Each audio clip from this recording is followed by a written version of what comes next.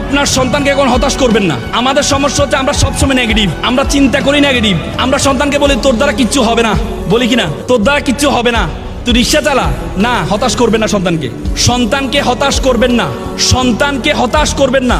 সন্তান যদি প্রতিযোগিতা অংশগ্রহণ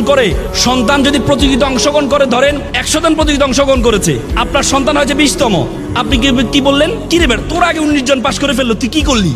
আপনি যখন এটা বলবেন তখন সে হতাশ হয়ে যাবে। আপনি এটা না বলে আপনি তাকে কি বলবেন, বাবা তোমাকে কংগ্রেচুলেশন জানাচ্ছি। কেন? তুমি 80 জনকে হারিয়েছো। কতজনকে হারিয়েছো? 80 জনকে হারিয়েছো। এজন্য তোমাকে কংগ্রেচুলেশন জানাচ্ছি। তোমরা এখানে যারা আছো, অভিভাবক যারা আছেন, আপনাদের উদাত্ত আহ্বান থাকবে, সন্তানকে স্বপ্ন দেখাবেন বড় করে।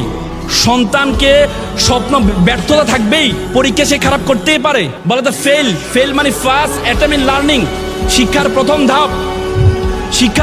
ধাপ।